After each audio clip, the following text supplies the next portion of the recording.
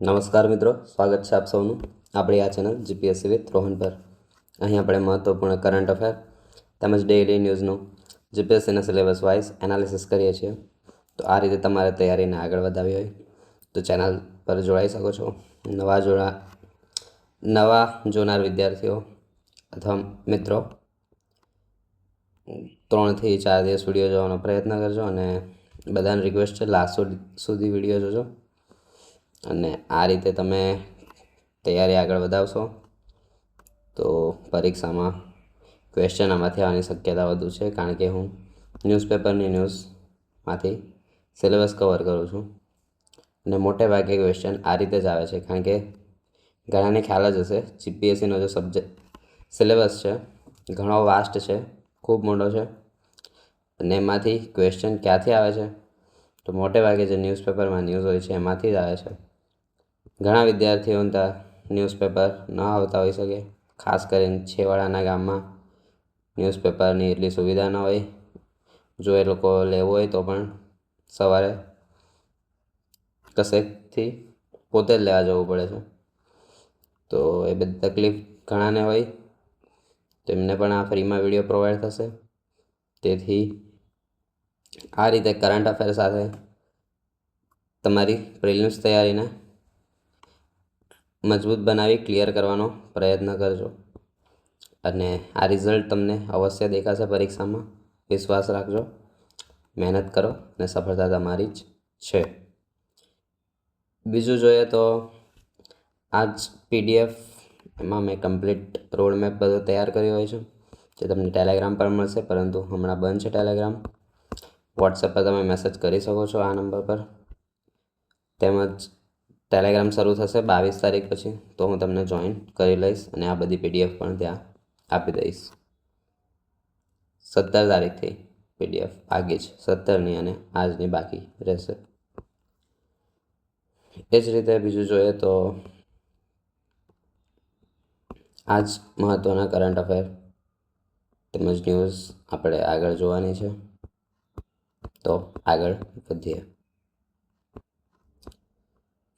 આજે થોડી વધારે ન્યૂઝ કવર કરી છે. ફર્સ્ટ ન્યૂઝ છે G7માં મોદી ટ્રમ્પ મુલાકાત, ભારતને સુરક્ષા સમર્થન.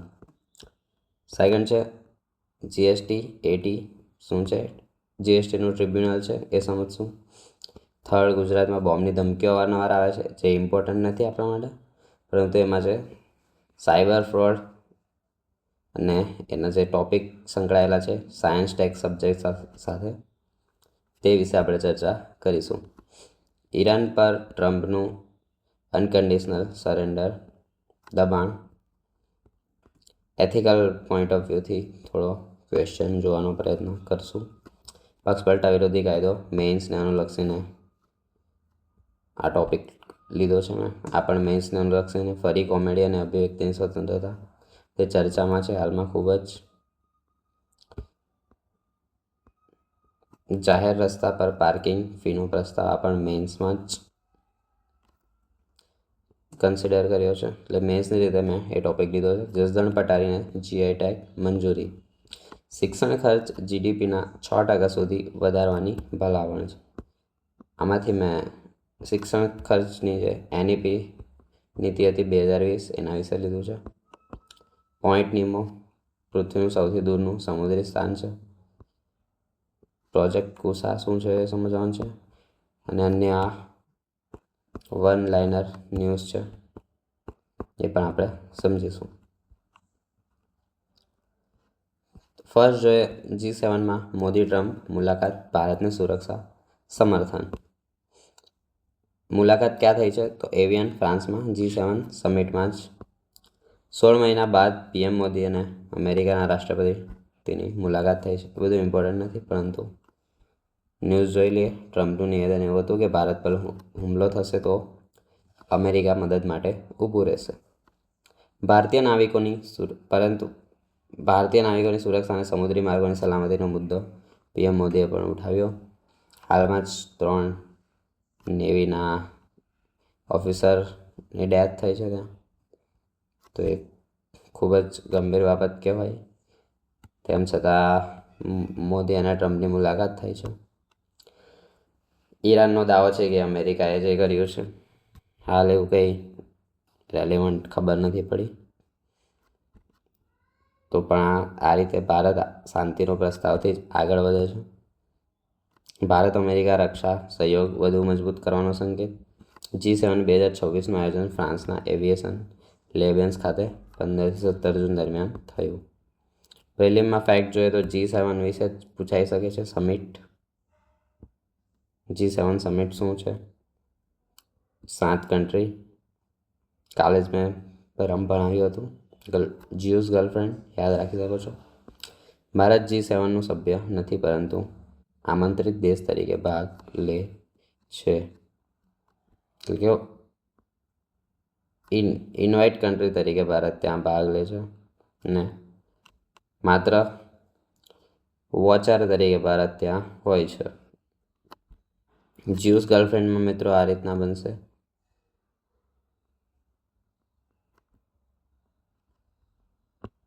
જેથી જાપાન, યુથી USA અમેરિકા, આઈથી ઇટલી, સીથી કેનેડા, ઈથી ઇંગ્લેન્ડ એટલે કે બ્રિટન, જીથી જર્મની અને એફથી ફ્રાન્સ. આ રીતે તમે શોર્ટમાં યાદ રાખી શકો છો. આગળ જોઈએ GST 80 અપીલ સમય મર્યાદા વધારવાની માંગ છે. ટ્રિબ્યુનલ વિશે જોવાનું છે. ઝડપી ન્યાય માટે અર્ધના એક સંસ્થા છે. તો GST 80 શું છે એ સૌપ્રથમ જોઈએ તો એપેલેટ ટ્રિબ્યુનલમાં અપીલ દાખલ કરવા માટેની સમય મર્યાદા વધારવાની માંગ છે.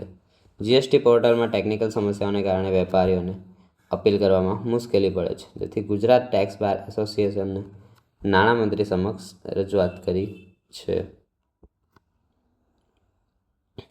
અપીલ માટે APL 05 ફોર્મ એ બધું ઇમ્પોર્ટન્ટ નથી. એટલું પોર્ટલ સંપૂર્ણ કાર્યરત ન થાય ત્યાં સુધી ઓફલાઈન મેન્યુઅલ અપીલ સ્વીકારવાની માંગ છે. પોર્ટલ જ સરખું કાર્યરત નથી થતું. મિત્રો આ ઘણા પોર્ટલ મેં પણ જોયા છે.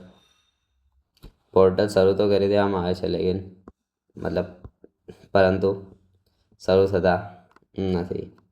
ટેકનિકલ ખામી ઘણી હોય જ છે. ગુજરાત સરકારનું RTI માટેનું પણ ઓનલાઈન પ્લેટફોર્મ છે જ્યાં ઓનલાઈન અરજી એટલી સરળતાથી થતી નથી. GST શું છે એ જોઈએ તો ગુડ્સ એન્ડ સર્વિસ ટેક્સ 1 જુલાઈ 2017થી અમલમાં. વન નેશન વન ટેક્સની સંકલ્પના. પરોક્ષ કર ઇનડાયરેક્ટ ટેક્સ છે, જેમ કે વસ્તુઓ પર લેવામાં આવે છે. આપણે ડાયરેક્ટ સરકારને ટેક્સ નથી આપતા પરંતુ જે કંઈ વસ્તુ ખરીદીએ છીએ ત્યાંથી ટેક્સ મળે છે. જ્યારે કોઈની ઇન્કમનો ટેક્સ આપીએ છીએ આપણે પ્રત્યક્ષ કર ડાયરેક્ટ ટેક્સ આપીએ છીએ. જે તો 12 લાખ સુધી હમણાં 0 છે. ત્યાર પછીના વારાફરતી ટેક્સ છે. VAT, excise duty, service tax વગેરે બદલે લાદવામાં આવે છે. GSTના પ્રકાર તો CGST, SGST, IGST અને UTGST. આમાંથી ક્વેશ્ચન આવી શકે છે ઘણીવાર. ગૌણ સેવામાં આવ્યો હતો. IGST શું છે તો 2 રાજ્યો વચ્ચેના વેપાર પર ભાર મૂકે છે. અને UTGST એટલે કે 2 રાજ્યો વચ્ચેની છે અને UT એ કેન્દ્ર શાસિત પ્રદેશની છે અને S રાજ્ય સરકારની છે. તેમજ CGST કેન્દ્ર સરકાર વસૂલે છે. GST 80 શું છે એ જોઈએ. એપેલેટ ટ્રિબ્યુનલ તો પૂર્ણ નામ goods and service tax appellate tribunal છે. GST સંબંધિત વિવાદો અને અપીલો સાંભળવા માટેની વિશેષ ટ્રિબ્યુનલ છે. GST એક્ટ 2017ની કલમ 109 આ એક્ટની કલમ છે. કયા એક્ટ તો કે CGST એક્ટ 2017ની કલમ હેઠળ રચાયેલ છે. એપેલેટ ઓથોરિટીના નિર્ણય સામે બીજી અપીલ અહીં કરી શકાય છે. મુખ્ય હેતુ શું છે તો GST કેસોનો ઝડપી અને નિષ્ણાત નિકાલ. ટ્રિબ્યુનલ શું હોય છે એ જોઈએ. એટલે ટ્રિબ્યુનલ આ રીતના જ કોઈ કેસ હોય પર્ટિક્યુલર મુદ્દાને લગતા એના માટે રચવામાં આવે છે. મુદ્દો જંગલ કે વગેરેને લગતો તો આવું GSTને લગતો એ રીતનો પર્ટિક્યુલર કોઈ ટોપિકનો હોવો જોઈએ. વ્યક્તિગત કેસોનો નહીં. આ સામૂહિક આવી રીતના આ જે છે જીએસટી એ બધાને લાગુ પડે છે દેશમાં. જંગલ હોય તો જંગલ સંરક્ષણ અથવા અન્ય વસ્તુઓ, પ્રદૂષણ બધાને લાગુ પડે છે. તો એ રીતના આવા કેસોમાં ટ્રિબ્યુનલ રચી દેવામાં આવે છે. ટ્રિબ્યુનલ એ અર્ધ ન્યાયિક સંસ્થા છે, કારણ કે ન્યાય આપે છે. ખાસ પ્રકારના વિવાદોનો ઝડપી અને નિષ્ણાત નિકાલ કરવા માટે રચાય છે. ખાસ પ્રકારના વિવાદોનો સામાન્ય કોર્ટ કરતાં વધુ વિશિષ્ટ વિષયોમાં કાર્ય કરે છે. ટ્રિબ્યુનલના સભ્યોમાં ન્યાયાધીશ ઉપરાંત અન્ય વિષયના નિષ્ણાંત પણ હોય છે, જેમ કે જીએસટીનું છે તો ઇકોનોમિક્સના નિષ્ણાંત, તેમજ જેણે ખાસ કરીને જીએસટીમાં વધુ જ્ઞાન મેળવ્યું એવા નિષ્ણાંતો હોય છે, અને ન્યાયાધીશ પણ હોય છે. ભારતમાં ટ્રિબ્યુનલની જરૂર કેમ પડી? તો કોર્ટમાં કેસોનો ભાર ઘટાડવા, એટલે કે કોર્ટમાં ઓલરેડી ઘણા કેસો હોય છે, વ્યક્તિગત કેસો, અન્ય સંસ્થાના કેસો, ને આ રીતના કોઈ પર્ટિક્યુલર મુદ્દાના કેસો, તો આવા કેસો ઘટાડવા ટ્રિબ્યુનલ રચી શકાય છે. ઝડપી ન્યાય આનાથી થાય છે. ટેકનિકલ વિષયોના નિષ્ણાંત નિર્ણય માટે હોય છે. જે તે ટેકનિકલ વિષયોના નિષ્ણાંત પણ હોય. ઝડપી ન્યાય થાય, કારણ કે આ જ મુદ્દા પર કેસ એ કરવાનો છે. ન્યાયિક પ્રક્રિયા સરળ બને છે. અને બંધારણીય જોગવાઈ ક્યારે? તો કે 42માં સુધારાથી ઉમેરાઈ છે. ખાસ યાદ રાખજો, 1976. 42મો બંધારણીય સુધારો મિની બંધારણ છે. આ સુધારા દ્વારા બંધારણમાં 2 નવા અનુચ્છેદ ઉમેરાયા. અનુચ્છેદ આર્ટિકલ 323A એ એડમિનિસ્ટ્રેટિવ ટ્રિબ્યુનલ છે, એટલે કે વહીવટી સંસ્થાઓનો કોઈ પર્ટિક્યુલર કેસ હોય, જેમ કે શ્રમ રોજગાર વિભાગનો કેસ હોય, અથવા કલેક્ટર કચેરીમાં તો ઘણા ખાતા હોય છે, પરંતુ જે તે પર્ટિક્યુલર ખાતા હોય એનો કેસ હોય તો એડમિનિસ્ટ્રેટિવ ટ્રિબ્યુનલ રચવામાં આવે છે. સરકારી કર્મચારીઓની ભરતી અને સેવા સંબંધિત વિવાદો. આર્ટિકલ 323B અન્ય વિષયો માટે ટ્રિબ્યુનલ હોય છે, જેમ કે કરવેરા, શ્રમ વિવાદો, જમીન સુધારણા, ચૂંટણી વિવાદો, ભાડા નિયંત્રણ, જે મેં તમને જણાવ્યું એ પ્રમાણે, જંગલ વિવાદો વગેરે, જમીન સુધારણા. ટ્રિબ્યુનલના પ્રકાર જોઈએ તો administrative, tax tribunal. Tax tribunal આમાં સૌથી જૂનો છે, મહત્વનું બની શકે છે. 1941માં સ્થાપના થઈ હતી. Environment tribunal, national green tribunal 2010, પર્યાવરણ સંબંધિત કેસો. કંપની ટ્રિબ્યુનલ, એનસીએલટી, લોનો ટ્રિબ્યુનલ છે. Arm force tribunal 2007. ટ્રિબ્યુનલ અને કોર્ટ વચ્ચે શું તફાવત છે? તો ટ્રિબ્યુનલનું સ્વરૂપ અર્ધ ન્યાયિક છે. એ ભલે અહીંયા એના અનુચ્છેદ આપવામાં આવ્યા છે, પરંતુ આ અનુચ્છેદો પ્રમાણે પણ આ ટ્રિબ્યુનલ રચે કોણ છે? તો સંસદને સત્તા છે ટ્રિબ્યુનલ રચવાની, એવું છે. માટે આ ટ્રિબ્યુનલ એક અર્ધ ન્યાયિક સંસ્થા છે, કારણ કે ન્યાય આપે છે અને સંસદ દ્વારા રચાય છે, તેથી અર્ધ ન્યાયિક છે, કોર્ટની નથી. એ રીતના યાદ રાખી શકો છો. અને કોર્ટ એ સંપૂર્ણ ન્યાયિક સંસ્થા છે. વિષય વિશિષ્ટ છે, મતલબ પર્ટિક્યુલર વિષય પર જ અહીં ચર્ચા કરવામાં આવે છે. ચર્ચા મીન્સ કેસનું સોલ્યુશન લાવવામાં આવે છે, અને અહીં તમામ પ્રકારના કેસોનું સોલ્યુશન લાવવામાં આવે છે. આની પ્રક્રિયા સરળ છે, અહીંયા વધુ ઔપચારિક બને છે. નિષ્ણાંત સભ્યો હોય છે, સામાન્ય રીતે નથી હોતા. જરૂર હોય તો નિષ્ણાંતોને બોલાવવામાં આવે છે કોર્ટમાં, જ્યારે ટ્રિબ્યુનલમાં તો ઓલરેડી આપવામાં જ આવે છે. નિર્ણય ટ્રિબ્યુનલમાં વધુ ઝડપથી આવે છે, કોર્ટમાં ઓછો ઝડપથી આવે છે, કારણ કે કોર્ટમાં ઘણા કેસો પેન્ડિંગ છે. મહત્વપૂર્ણ ચુકાદા જોઈએ તો એલ ચંદ્રકુમાર કેસ પૂછાઈ શકે છે કે એલ ચંદ્રકુમાર કેસ તેને લગતો છે? તો કે ટ્રિબ્યુનલને લગતો છે. ટ્રિબ્યુનલ હાઈકોર્ટનો વિકલ્પ નથી, એવું સુપ્રીમ કોર્ટે જણાવ્યું. ટ્રિબ્યુનલના નિર્ણયો સામે હાઈકોર્ટમાં જઈ શકાય નહીં. જ્યુડિશિયલ રિવ્યૂ હાઈકોર્ટ અને સુપ્રીમ કોર્ટની મૂળભૂત શક્તિ છે. ખાસ યાદ રાખજો, આ શેમાં છે? ચંદ્રકુમાર કેસમાં, એલ ચંદ્રકુમાર કેસમાં ટ્રિબ્યુનલમાં હાઈકોર્ટમાં ન જઈ શકાય, એવું સુપ્રીમ કોર્ટે જણાવ્યું 1997માં. અહીંથી તમે પ્રિલિમ રિવિઝન પોઈન્ટ જોઈ શકો છો. મિત્રો, ઇમ્પોર્ટન્ટ શું છે? તો પીડીએફ જ ઇમ્પોર્ટન્ટ છે, કારણ કે લાસ્ટ ટાઈમમાં તમે ક્વિકલી રિવિઝન અહીંથી કરી શકો છો. પીડીએફ ડેઇલી મેળવવા માટે ટેલિગ્રામ ગ્રુપમાં અવશ્ય જોડાજો. તેમજ ચેનલને સબસ્ક્રાઈબ કરી દેજો અને જોડાવા માટે તમે વોટ્સઅપ પર મેસેજ કરી શકો છો 9106982821 પર. PDF તમને હાલ ફ્રીમાં જ છે, તો આનો લાભ મેળવી શકો છો. આગળ જોઈએ, ગુજરાતમાં બોમ્બ ધમકી, સાયબર નિષ્ણાતોની અછત. અહીં બોમ્બ ધમકીનો ટોપિક તો છે આ રીતે ન્યૂઝમાં હતો. ધમકી 75થી વધુ વાર મળી ગઈ છે. સ્કૂલો, એરપોર્ટ, સચિવાલયમાં પણ મળી ગઈ છે. કોર્ટ, એકવાર સુરત VR મોલમાં પણ મળી હતી. મહાનગરપાલિકાઓમાં ઘણીવાર આવા મોલમાં મળે છે મોટા. એના મુખ્ય કારણ છે, કારણ કે આ ધમકી શું છે મિત્રો, મોસ્ટ ઓફ જીમેલ પર મળે છે. જીમેલ ઇન્ટરનેટ સાથે સંકળાયેલું છે, મતલબ આ હેકિંગથી ધમકી મળ્યા કરે છે. હજી સુધી એવા કોઈ બોમ્બ મળ્યા નથી તપાસ કરવા છતાં. Ethical hacker, cyber expert, data analyst અને નેટવર્ક એક્સપર્ટ આ રીતના આમાં મુખ્ય કારણ હોઈ શકે છે. અમે 101 અને ધમકીનું સોલ્યુશન કેમ નથી આવતું, તો આ બધાની 171 જગ્યા ખાલી છે સરકારી ઓફિસમાં, પરંતુ આ વિશે એટલી ભરતી કરાતી નથી અથવા મુદ્દાને હાલમાં એટલો મહત્ત્વનો લેવામાં આવતો નથી. હવે એથિકલ હેકિંગ શું છે, તો એ વ્હાઇટ હેટ હેકર છે જે સંસ્થાની મંજૂરીથી, એટલે કે સરકાર, રાજ્ય સરકાર અથવા કેન્દ્ર સરકાર વતી જે સંસ્થા હોય એની મંજૂરીથી કોમ્પ્યુટર સિસ્ટમમાં ખામીઓ શોધે છે. આ હેકિંગ કરે છે, પરંતુ આપણા જાહેર જનતાના સુરક્ષા માટે ખામીને શોધે છે અને સંસ્થાને જાણ કરે છે. હેતુ શું છે, તો સાયબર અટેક અટકાવી શકાય છે આનાથી, ડેટા સુરક્ષિત રહે છે, સિસ્ટમ સિક્યોરિટી વધે છે. એથિકલ હેકરના સાધનો કયા હોય છે, penetration testing, vulnerability assessment, network scanning અને સિક્યોરિટી ઓડિટ. આ એટલું ઇમ્પોર્ટન્ટ નથી. હેકરના પ્રકાર અન્ય જોઈએ, વ્હાઇટ હેટ હેકર આપણે જોઈ ગયા, કાયદેસર હોય છે.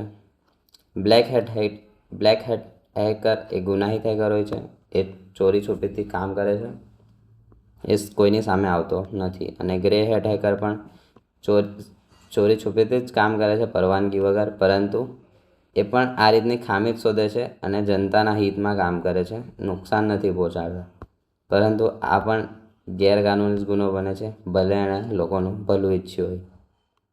ડાર્ક વેબ શું છે, ઇન્ટરનેટના 3 ભાગ છે, સરફેસ વેબ, ડીપ વેબ અને ડાર્ક વેબ. ડાર્ક વેબ એ ડીપ વેબનો જ નાનો ભાગ છે.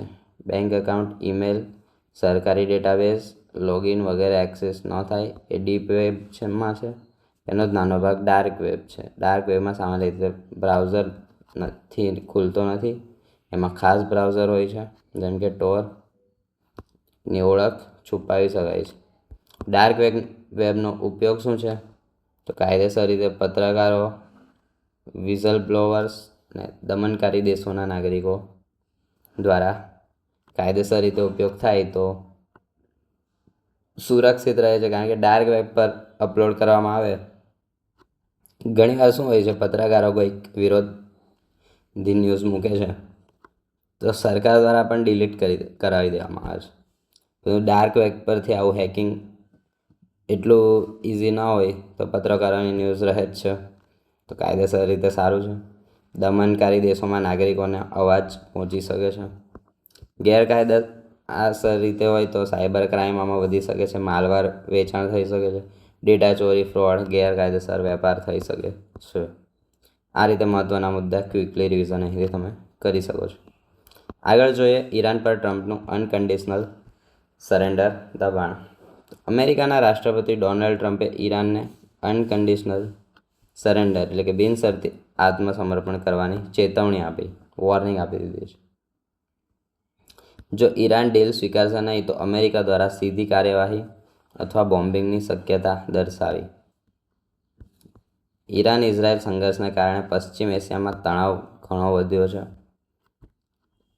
અમેરિકા ઈરાનના પરમાણુ કાર્યક્રમને લઈને ચિંતિત છે, તેથી અવારનવાર આ રીતની ધમકી આપ્યા કરે છે. પરંતુ એક ડોનાલ્ડ ટ્રમ્પે પણ અમેરિકાના પ્રેસિડેન્ટ તરીકે જોવા જઈએ તો આવું ના કરવું જોઈએ. અહીં ઈરાન વિશે અગત્યના મુદ્દા જોઈએ તો રાજધાની તહેરાન છે, એનું ચલણ ઈરાની રિયાલ છે, સર્વોચ્ચ નેતા પ્રણાલી છે, એટલે કે સુપ્રીમ લીડર જ ત્યાંનો એ હોય છે.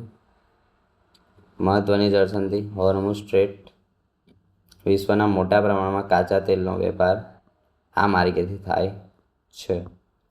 શા માટે મહત્ત્વનું? તો ઈરાન ઇઝરાયલ યુદ્ધથી કાચા તેલનો ભાવ વધી શકે છે, ભારતની ઉર્જા સુરક્ષા પર અસર પડશે અને હોર્મુઝ સ્ટ્રેટ ફરી બંધ થવાથી વૈશ્વિક સપ્લાય ચેઇન પ્રભાવિત થઈ શકશે. ડોનાલ્ડ ટ્રમ્પે અહીં શાંતિપૂર્ણ નિર્ણય લેવા જોઈએ, પરંતુ તે આ રીતના અવારનવાર ધમકી આપ્યા જ કરે છે. બર્ગન સ્ટોક રિસોર્ટ સમાચારમાં તો એ શું છે? તો બર્ગન સ્ટોક રિસોર્ટ સ્વિટ્ઝરલેન્ડમાં આવેલું છે, જ્યાં 2024માં યુક્રેન પીસ સમિટ યોજાઈ હતી. આંતરરાષ્ટ્રીય શાંતિ વાર્તાઓ માટે જાણીતું સ્થળ છે. પક્ષપલટા વિરોધી કાયદા પર ફરી ચર્ચા. આ ટોપિક એટલો ઇમ્પોર્ટન્ટ નથી મિત્રો, પરંતુ એટલે આ મીન્સ પરંતુ ઈરાન વિશેનું મહત્ત્વ અને અવારનવાર અન્ય માહિતી આ રીતની થોડી ઇમ્પોર્ટન્ટ છે.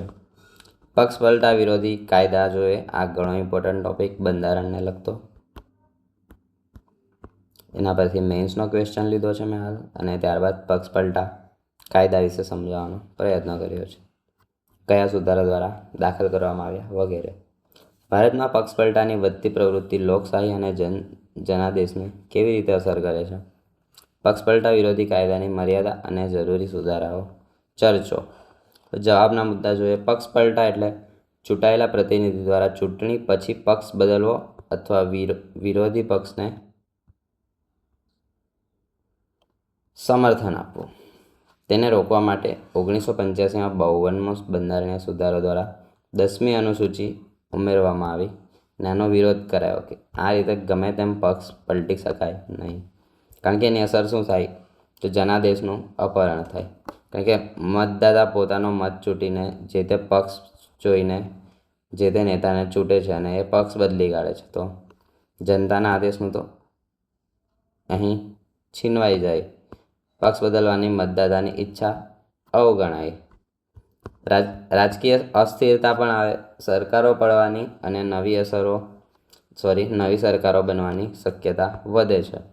આ રીતે તો સરકાર પડ્યા જ કરે, નવી બન્યા કરે, પડ્યા જ કરે, નવી બન્યા કરે, કારણ કે આવું જ કંઈક થયું હતું 1985 બાજુ, અને એની પહેલાં. તે માટે જ આ કાયદો પછી ગંભીર રીતે આને લેવામાં આવ્યો અને એડ કરવામાં આવ્યો. મહારાષ્ટ્ર, કર્ણાટક, મધ્યપ્રદેશમાં બી આવા ઉદાહરણો બની ગયા છે. રાજકારણમાં અવસરવાદ સિદ્ધાંતો કરતાં સત્તા અને પદને પ્રાધાન્ય મળે છે. લોકશાહી મૂલ્યોને નુકસાન થાય. રાજકીય પક્ષો પ્રત્યે જનતાનો વિશ્વાસ હોય છે. લોકોનું શાસન કહેવાય છે. લોકો છૂટે છે લોકોનું શાસન એ કરવા માટે, અને નેતા ત્યાં જઈને પક્ષ પલટી કાઢે છે. કોઈનો એમાં ઓપિનિયન બી માંગવામાં નથી આવતો. તો આ રીતના ચાલી ન શકે કોઈ બી પાર્ટી અથવા સરકાર. તો એ માટે લોકશાહી મૂલ્યોને પણ હનન થાય છે. એ ગંભીરતા આપણે સમજી શકીએ અને આ રીતે મેન્સનો આન્સર લખી શકીએ. આગળ જ એમાં લખી શકીએ કે વર્તમાન કાયદાની મર્યાદા શું છે? સ્પીકર દ્વારા નિર્ણયમાં વિલંબ, 2/3 સભ્યોના મર્જર જોગવાઈનો દુરુપયોગ. 2/3 સભ્યોની મર્જરથી બી હજી બી પક્ષ પલટો તો થઈ શકે છે, પરંતુ 2/3 સભ્યોએ સાથે પક્ષ પલટો કરવો પડે. સ્પીકર દ્વારા નિર્ણયમાં વિલંબ થાય છે. પછી વ્હીપ પદ્ધતિ વાપરી શકાય છે. વ્હીપના કારણે ધારાસભ્યોની સ્વતંત્ર અભિવ્યક્તિ મર્યાદિત થાય છે. ઘણી વખત નૈતિક જવાબદારી નક્કી થતી નથી. વ્હીપ શું છે? તો પાર્ટીમાંથી એને જે તે બાબત કહેવામાં આવે એને પક્ષપાત કરવાનો હોય છે. એની વિરુદ્ધ એટલું બોલવાનું હોતું નથી, એ રીતના એ લોકોને જણાવવામાં આવે છે. તેમાં પોતાની સ્વતંત્ર અભિવ્યક્તિ મર્યાદિત થાય છે. ઘણી વખત નૈતિક જવાબદારી નક્કી થતી નથી. જરૂરી સુધારા જોઈએ તો પક્ષ પલટા કરનાર સભ્ય માટે ફરજિયાત પુનઃચૂંટણી. સ્પીકરના બદલે સ્વતંત્ર ટ્રિબ્યુનલ ચૂંટણી પંચને નિર્ણય સોંપવો. પક્ષપલટાના કેસોમાં સમય મર્યાદા નક્કી કરવી. ટ્રિબ્યુનલ શું છે જોઈએ આપણે, અથવા ચૂંટણી પંચને પણ આ નિર્ણય સોંપી શકાય છે. પક્ષપલટાના કેસોમાં સમય મર્યાદા પણ નક્કી કરી દેવી જોઈએ. માત્ર વિશ્વાસ મત, અવિશ્વાસ પ્રસ્તાવ અને નાણાકીય બિલમાં વ્હીપ લાગુ કરવો, અન્યમાં વ્હીપ લાગુ ન કરવું. પક્ષપલટા વિરોધી કાયદાએ રાજકીય સ્થિરતા વધારવામાં મદદ કરી છે, પરંતુ વધતા પક્ષપલટાના બનાવો દર્શાવે છે કે કાયદામાં વધુ પારદર્શિતા, નિષ્પક્ષતા અને કડક અમલની જરૂર છે, જેથી લોકશાહી અને જનાદેશનું રક્ષણ થઈ શકે. આ રીતે તમે નિષ્કર્ષ લખી શકો છો. આગળ જોઈએ આ મેન્સમાં, સોરી મિત્રો વિડીયો ચાલુ થઈ ગયો. આગળ જોઈએ તો આ મેન્સમાં આન્સર નથી લખવાનો, પરંતુ પક્ષપલટા વિરોધી કાયદા વિશે માહિતી છે ટૂંકમાં. 52મો બંધારણીય સુધારો 1985 દ્વારા લાવવામાં આવ્યો. બંધારણમાં 10મી અનુસૂચિ ઉમેરાઈ. હેતુ ચૂંટાયેલા સભ્યોને પક્ષ બદલીને સરકાર અસ્થિર બનાવતા રોકી શકાય. ક્યારે સભ્ય અયોગ્ય ઠરે તો પોતાનો પક્ષ સ્વેચ્છાએ છોડે, પક્ષના વ્હીપ વિરુદ્ધ પણ મત આપે અથવા મતદાનથી દૂર રહે. અપવાદ, જો કોઈ પક્ષના 2/3 સભ્યો એક સાથે બીજા પક્ષમાં પડે તો રદ થતો નથી. મર્જર કહેવાય આને. અયોગ્યતા લાગુ પડતી નથી. નિર્ણય કોણ લે છે તો લોકસભા વિધાનસભાના સ્પીકર લે છે. હવે આમાં પ્રોબ્લેમ શું આવે છે, લોકસભા વિધાનસભાના સ્પીકર જ ઘણીવાર જે તે પાર્ટીના હોય, તો પછી એ તો આમાં નિર્ણય એમ પણ કહી દે કે આ પક્ષ પલટો નથી, તો પછી એ નેતાનો પક્ષ પલટો ગણાશે નહીં. તેથી અહીંયા નિર્ણય કોઈ ટ્રિબ્યુનલ અથવા ચૂંટણી પંચ પર જવો જોઈએ, એવો સુધારો પણ આપણે જે મેન્સમાં મેન્શન કર્યો છે. 91મો બંધારણીય સુધારો 2003માં શું હતું તો 1/3 સભ્યોના સ્પ્લિટની જોગવાઈ કરી દેવામાં આવી. માત્ર 2/3 સભ્યોના મર્જરને જ માન્યતા આપવામાં આવી. એની પહેલાં આ પણ હતું, 1/3 સભ્યો સ્પ્લિટ થઈ શકતા હતા, વિભાજન થઈ શકતા હતા, પરંતુ 91મા બંધારણીય સુધારા દ્વારા દૂર કરવામાં આવી. એટલે પક્ષપલટા કાયદામાં 2 બંધારણીય સુધારા ઇમ્પોર્ટન્ટ છે, 52મો અને 91મો. મર્જર માન્ય છે. 2/3 નો નિર્ણય લે છે સ્પીકર. કોમેડી અને અભિવ્યક્તિની સ્વતંત્રતા ચર્ચામાં. આના વિશે મેન્સના ટોપિક જોઈએ તો આમાંથી મેન્સના ક્વેશ્ચન આ રીતે ઘણી રીતે આવી શકે છે. તમે પીડીએફમાંથી વાંચી શકો છો. ગઈકાલે પણ મેં આ ટોપિક ચલાવ્યો હતો, ગઈકાલે અથવા પરમ દિવસના વિડીયોમાં. આ રીતના ઘણા ક્વેશ્ચન મેં લખ્યા છે, 7 જેવા. એમાંથી તમે સેમ આન્સર આ જ રીતે લખી શકો છો. સ્ટાર્ટિંગમાં આવું પરિચય એવું લખવાનું નથી મિત્રો, તમને સમજાવવા માટે છે. સ્ટાર્ટિંગમાં કલમ 19(1) એમાં જે અભિવ્યક્તિની સ્વતંત્રતા આપી છે એના વિશે લખી શકાય છે. લોકશાહીનું મૂળ તત્વ છે, કારણ કે મૂળભૂત અધિકાર છે આપણો. તેમજ વિડીયો ભૂલમાં ચાલુ થઈ જાય છે મિત્રો. સકારાત્મક પાસા, સત્તાને જવાબદાર બનાવે છે, સામાજિક ખામીઓ ઉજાગર કરે છે, જનજાગૃતિ અને ચર્ચા પ્રોત્સાહિત કરે છે, સર્જનાત્મકતા અને નવીનતાને વેગ આપે છે. વાણી સ્વતંત્રતા હશે તો જ સર્જનાત્મકતા આવશે અને નવીનતા મળશે. જનજાગૃતિ માટે પણ વાણી ઇમ્પોર્ટન્ટ છે. ચર્ચા કરવા પણ વાણી સ્વતંત્રતા ઇમ્પોર્ટન્ટ છે, નહીં તો ખુલીને ફ્રીડમ રીતે બોલી ન શકાય પોતાના વિચાર. સામાજિક ખામીઓ ઉજાગર કરવા પણ આ જરૂરી છે. સત્તાને જવાબદાર બનાવે છે. એ સકારાત્મક પાસા છે. પડકારો શું છે તો ધાર્મિક જાતિગત ભાવના દુભાઈ શકે છે, હેટ સ્પીચનો ભય હોય છે, સોશિયલ મીડિયા દ્વારા ઝડપી પ્રસાર થાય છે એક તો આ, અને ફેક ન્યૂઝ પણ અને ગેરમાર્ગો પણ દોરી શકાય છે, કારણ કે બોલવાનું જ છે, બોલે એના બોર વેચાય એ રીતનું છે. પરંતુ આમાં આપણે કોઈની ધાર્મિક ભાવના દુભાય એવું બોલી ન શકીએ. તેમજ સરકાર વિરુદ્ધ એટલે કે આતંકવાદ વગેરે ન ફેલાવી શકીએ એ રીતના સ્પીચ આપી શકીએ નહીં. એવી કેટલીક મર્યાદાઓ પણ છે જે અનુચ્છેદ 19(2) હેઠળ છે. માર્ગ શું છે? તો જવાબદાર અભિવ્યક્તિ દાખવવી પડે છે, બંધારણીય મૂલ્યોનું પાલન કરવું પડે છે, સહિષ્ણુતા અને સંવાદ જાળવવો પડે છે.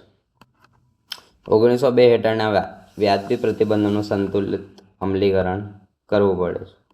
અંતે નિષ્કર્ષ લખી શકાય છે કે અભિવ્યક્તિની સ્વતંત્રતા અને સામાજિક જવાબદારી વચ્ચેનું સંતુલન જ લોકશાહીને મજબૂત બનાવે છે. આગળ મેન્સનો એક અન્ય ટોપિક છે જાહેર રસ્તા પર પાર્કિંગ ફીનો પ્રસ્તાવ.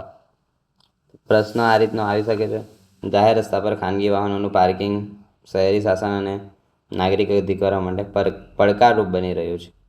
મેગા સિટીમાં તમે જોતા હશો, આ રસ્તાની બાજુમાં પાર્કિંગના પૈસા લેવાય છે. એસએમસી તો સુરત મહાનગરપાલિકા છે, પરંતુ કોઈ પણ મ્યુનિસિપાલિટી દ્વારા પાર્કિંગના પૈસા લેવાય છે. જાહેર રસ્તા પર પાર્કિંગ માટે ફી વસૂલવાની પ્રસ્તાવના સંદર્ભમાં આપણે આ ચર્ચા કરવાની છે. જવાબ કંઈ આ રીતે સ્ટાર્ટ કરી શકાય છે: ભારતમાં ઝડપી શહેરીકરણ, વધતા વાહનો અને મર્યાદિત માર્ગ માળખાને કારણે જાહેર રસ્તા પર પાર્કિંગની સમસ્યા ગંભીર બની છે. રસ્તા એ જાહેર સંપત્તિ છે અને તેનો મુખ્ય હેતુ વાહન વ્યવહાર સુગમ બનાવવાનો છે. જાહેર રસ્તા પર પાર્કિંગ માટે ફી વસૂલવાના પક્ષમાં ફી વસૂલવી જોઈએ, તો પહેલાં હા વસૂલવી જોઈએ એ રીતના આન્સર લખવાનો છે. તો ટ્રાફિક ભીડમાં ઘટાડો થાય ફી વસૂલશું તો, અને યોગ્ય રીતે ગાડી પાર્ક પણ થશે. આનાથી ટ્રાફિક ઘટશે. લાંબા સમય સુધી રસ્તા પર વાહન પાર્ક કરવાની વૃત્તિ પણ ઘટે, કારણ કે કલાક પ્રમાણે પાર્કિંગના પૈસા લેવામાં આવે છે. તો કોઈને એક જ કલાકનું કામ હોય તેમ છતાં પાર્ક કરીને એ ટાઈમપાસ કર્યા કરે, તો એનું વાહન તો એમ જ પડી રહે રસ્તા પર. પરંતુ આ રીતે પૈસા થોડા વસૂલવામાં આવે તો એને ગંભીરતા રહે છે કે હવે હું આ પ્લેસ છોડું. જાહેર જગ્યાનો કાર્યક્ષમ ઉપયોગ થાય, માર્ગ વાહન વ્યવહાર માટે વધુ ઉપલબ્ધ બને, જાહેર પરિવહનને પ્રોત્સાહન મળે, લોકો મેટ્રો, બસ અને શેરિંગ પરિવહન તરફ પણ આનાથી વળી શકે છે. એટલું કોઈ વળતું નથી, કારણ કે જે 4 વ્હીલ લે છે એ પાર્કિંગના 20 થી 30 રૂપિયા આપવા રેડી જ હોય છે મોટે ભાગે. જો પાર્કિંગની ફી થોડી વધારવામાં આવે તો કદાચ લોકો મેટ્રો, બસ વગેરે શેરિંગ વાહનો વિશે વિચારી શકે.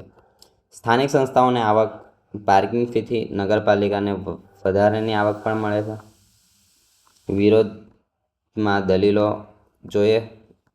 વિરોધ જોઈએ તો પાર્કિંગ સુવિધાનો અભાવ જ હોય છે. અનેક શહેરોમાં પૂરતી પાર્કિંગ વ્યવસ્થા ઉપલબ્ધ નથી હોતી. મધ્યમ વર્ગ પર આર્થિક બોજ બને છે. મિડલ ક્લાસ જ આમાં મોટે ભાગે મિડલ ક્લાસ જ દરેક બાબતમાં પીસાતા હોય છે. વાહન માલિકોને વધારાનો ખર્ચ સહન કરવો પડે છે. જાહેર સંપત્તિ પર દ્વિગુણ ચાર્જનો પ્રશ્ન. વાહન માલિકો પહેલેથી જ રોડ ટેક્સ અને અન્ય કર તો ચૂકવે જ છે. એ સિવાય પાર્કિંગ ટેક્સ પણ એક રીતે ટેક્સ જ પે કરીએ છીએ આપણે પાર્કિંગ માટે પણ.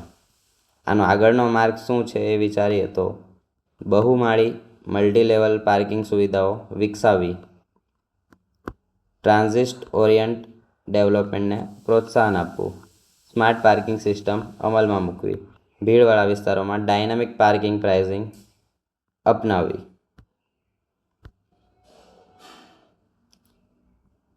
સ્માર્ટ પાર્કિંગ એટલે કેવું મિત્રો? એક પર એક ગાડી મૂકી શકાય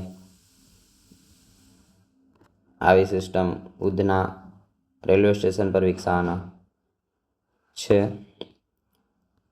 જ્યાં 2 વ્હીલ એક પર એક આ રીતે મૂકી શકાશે ઉપર, એટલે એક જ ઓછી જગ્યામાં વધુ ગાડી આવી શકે. ભીડવાળા વિસ્તારોમાં ડાયનામિક પાર્કિંગ પ્રાઇઝિંગ અપનાવી, એટલે એ ડાયનામિક પાર્કિંગ પણ એ જ છે મેં તમને જે કીધું એ. જાહેર પરિવહનને વધુ સુલભ અને સસ્તું બનાવવું. અંતે નિષ્કર્ષ આ રીતે લખી શકાય છે: જાહેર રસ્તાઓ પર પાર્કિંગ માટે ફી વસૂલવી માત્ર આવકનો મુદ્દો નથી, શહેરી આયોજન, ટ્રાફિક વ્યવસ્થાપન અને જાહેર સંસાધનોના કાર્યક્ષમ ઉપયોગ સાથે જોડાયેલો મુદ્દો છે. જો કે ફી વસૂલાત પહેલાં પૂરતી પાર્કિંગ અને જાહેર પરિવહનની વ્યવસ્થા સુનિશ્ચિત કરવી જરૂરી છે. આ રીતે તમે મેઇન્સનો ટોપિક લખી શકો છો. આઈ હોપ તમને ખ્યાલ આવ્યો હશે. વિડીયો ગમ્યો હોય તો લાઈક કરી દેજો. આગળ આપણે ન્યૂઝ જોઈએ. આ પણ કાલે મેં કવર કરી હતી, પરંતુ આજે ફરી લઈ લીધી છે, ફરી સમાચારમાંથી. તો મતલબ આ ઇમ્પોર્ટન્ટ બનશે. આ જીઆઈ ટેગ જસદણ પટારીનો જીઆઈ ટેગને મંજૂરી. રાજકોટનો જસદણની પટારી છે. પટારી મીન્સ પેટી. અગત્યના મુદ્દા જોઈએ તો જસદણ પટારી એ ગુજરાતની પરંપરાગત હસ્તકલા છે. હેન્ડીક્રાફ્ટ દ્વારા પેટી બનાવવામાં છે. રાજકોટ જિલ્લાના જસદણ વિસ્તાર સાથે સંકળાયેલી છે. જીઆઈ ટેગ માટે 2025-26માં નોંધણી કરાઈ છે. જીઆઈ ટેગ મળવાથી ઉત્પાદનને કાનૂની સુરક્ષા મળે છે. નાબાર્ડની ગ્રામ્ય વિકાસ નિધિ યોજનાનો પણ સહયોગ મળે છે. રૂરલ ડેવલપમેન્ટ બોર્ડ છે નાબાર્ડ, જેના દ્વારા ગ્રામ્ય વિકાસ નિધિ યોજનામાંથી પણ નિધિ મળે છે. આ બિઝનેસ આગળ વધારવા માટે શેનો? જે કોઈ વસ્તુને જીઆઈ ટેગ મળ્યો હોય તેનો. જેમ કે અમલસાડી ચીકુને જીઆઈ ટેગ મળ્યો હતો, તો અમલસાડી ચીકુનો બિઝનેસ આગળ વધારવા માટે નાબાર્ડમાંથી ગ્રામ્ય વિકાસ નિધિ મળશે. એના જે કંઈ કન્ડિશન હોય એના હિસાબે,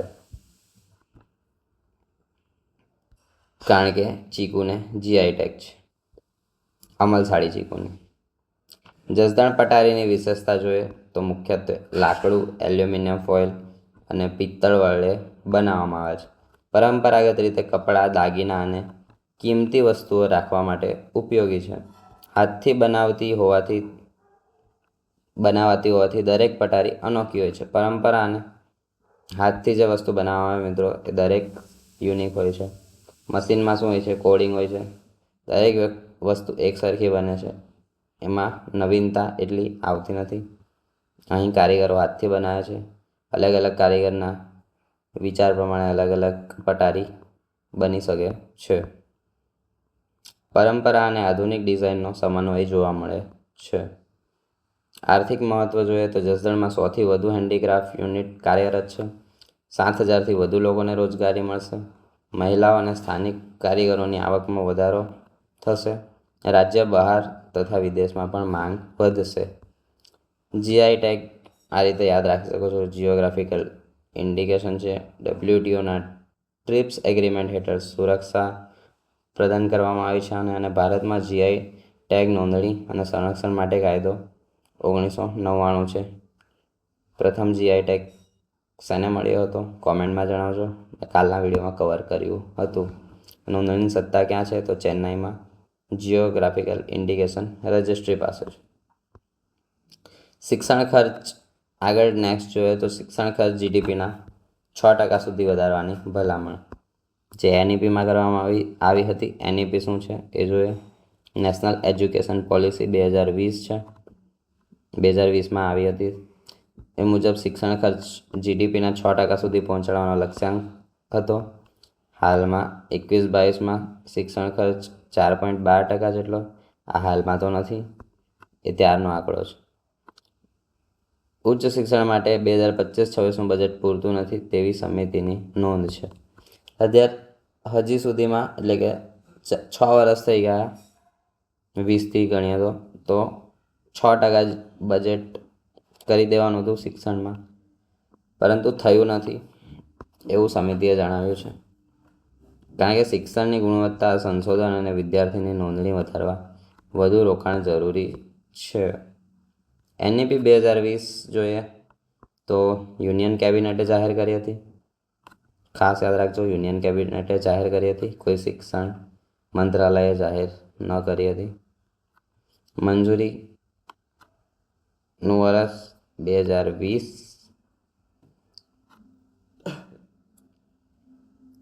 સોરી મિત્રો, આગળ વધીએ. 1986ની શિક્ષણ નીતિ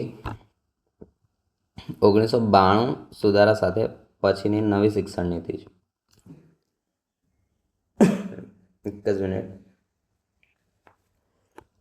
1986માં શિક્ષણ નીતિ લાવવામાં આવી હતી, જેમાં 1992માં સુધારા કરવામાં આવ્યા હતા. ત્યારબાદની નવી શિક્ષણ નીતિ હોય તો એ 2020ની જ છે, હમણાં એ લેટેસ્ટ જ છે. આ મુખ્ય જોગવાઈ શું હતી તો 10+2 એટલે કે ધોરણ 10+2 એટલે 11-12, એને બદલે ધોરણ 5+3 ધોરણ એટલે કે 6-7-8+3 ધોરણ. વિડીયો શરૂ થઈ જાય છે મિત્રો.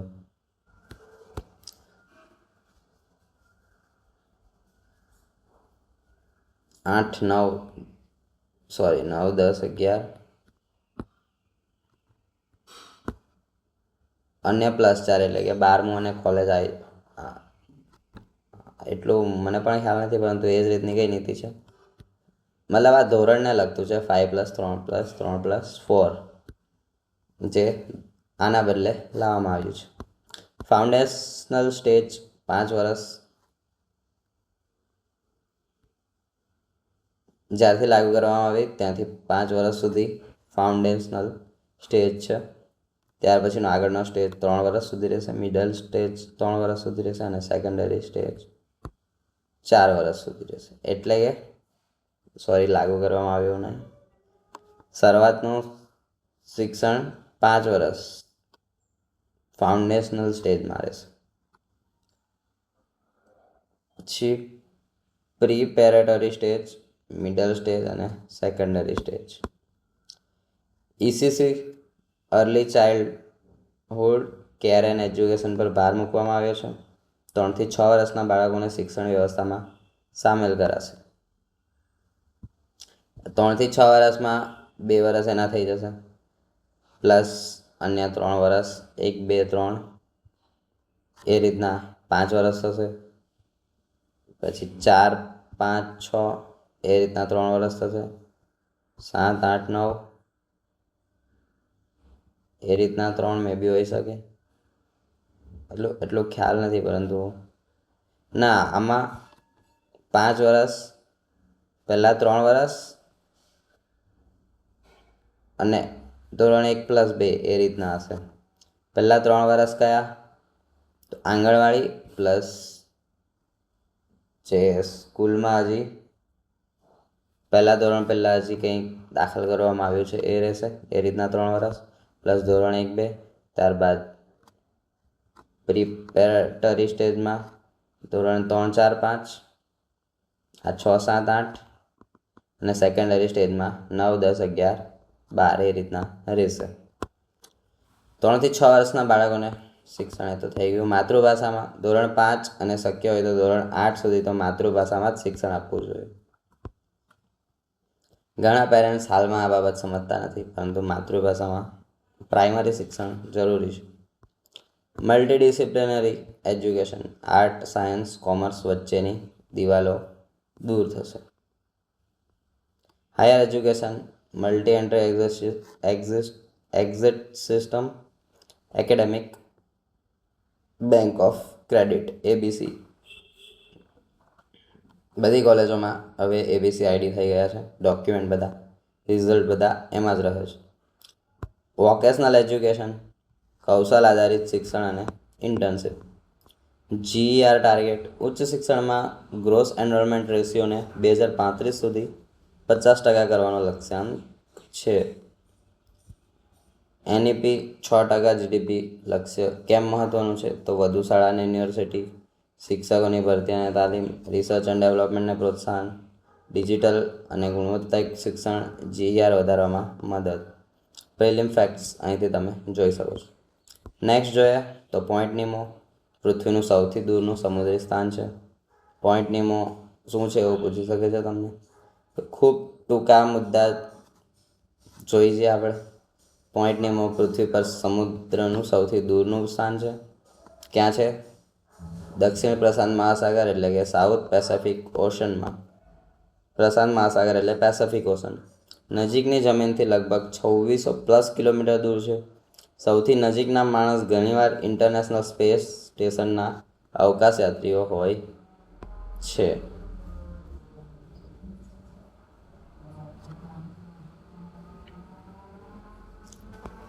શોધ 1992. શોધક રિવોઝે લુકેટેલા. દૈનિક કરંટ અફેર જોઈએ, 6 ન્યૂઝ છે. રોમેનિયાએ ભારતીય વિપિન કુમારને માનદ નાગરિકતા આપી. 2026માં પૂરમાં એક બાળકનો જીવ બચાવવાના સાહસ બદલ રોમેનિયાએ વિપિન કુમારને ઓનરેરી સિટીઝન આપી છે, એટલે એક સન્માન આપ્યું છે, સિટીઝનશીપ. એક્સરસાઇઝ પીચ બ્લેક શું છે? ઓસ્ટ્રેલિયામાં યોજાનારી એક્સરસાઇઝ છે. ઘણા દેશો ભાગ લેશે. ભારત સહિત 100થી વધુ વિમાન ભાગ લેશે. અન્ય દેશોના પણ વિમાનો, અમેરિકા ભાગ લેશે એમાં. અને અન્ય અમેરિકા સાથેની એક્સરસાઇઝ જોઈએ તો ઓસ્ટ્રાહિન અને ડાયવેક્સ એવી કઈ છે. ડાયવેક્સ નેવી માટે હોય છે અને ઓસ્ટ્રાહિન મિલિટરી એક્સરસાઇઝ. 2 એક્સરસાઇઝ અને આ એક પીચ બ્લેક યાદ રાખી શકો છો. પ્રોજેક્ટ કુસા એના વિશે નીચે ફરી જોવાના છે આપણે. ભારતનું સ્વદેશી LRAD મિસાઇલ સિસ્ટમ છે. LRAD એટલે લોંગ રેન્જ એર ડિફેન્સ, એ DRDO દ્વારા વિકસાવવામાં આવી છે. ભારત કેનેડા વચ્ચે સેપા એગ્રીમેન્ટ. PM કાર્નીએ સેપા એગ્રીમેન્ટ અંગે ચર્ચા કરી છે. હજી થયા નથી, ચર્ચા થઈ છે. ભારત જાપાન ગ્રીન મિથેનોલ સહયોગ. ગ્રીન મિથેનોલ ટેકનોલોજી રોકાણ અને તકનીકી સહકાર માટે ભારત જાપાન સહમત થયા છે. ઈલોમાં ભારતીય અર્થશાસ્ત્રીની નિમણૂક. કયા અર્થશાસ્ત્રી? તો પ્રોફેસર અલબ એન્ડ શર્મી. શ્રમ આંકડા સંબંધિત તકનીકી નિષ્ણાત તરીકે નિયુક્તિ કરવામાં આવી છે. પ્રોજેક્ટ કુસા શું છે જોઈ જાય. વિકાસ કરતા છે DRDO, defence research and development organisation. પ્રકાર long range surface to air missile છે. જમીનથી હવામાં પ્રહાર કરતી મિસાઇલ. સરફેસ ટુ એર એટલે લાઝમ કહેવાય છે આને. Long range surface to air missile. હેતુ દુશ્મનના fighter aircraft, drone, cruise missile, ballistic મિસાઇલને હવામાં જ નષ્ટ કરવું. ભારતનું સ્વદેશી એર ડિફેન્સ સિસ્ટમ છે. ઘણીવાર તેની સરખામણી S-400 ટ્રેમ્પ્સ સાથે થાય છે. બધા નામ ડિફેન્સ સિસ્ટમમાં તમે યાદ રાખી શકો છો. સાયન્સ એન્ડ ટેકમાં ડિફેન્સ રેલિવન્ટ ટોપિક છે. અહીં તમે આ પેજ જોઈ શકો છો. તો આજે આટલી ન્યૂઝ હતી. સારું એવું કવર કરવાનો પ્રયત્ન કર્યો છે આપણે.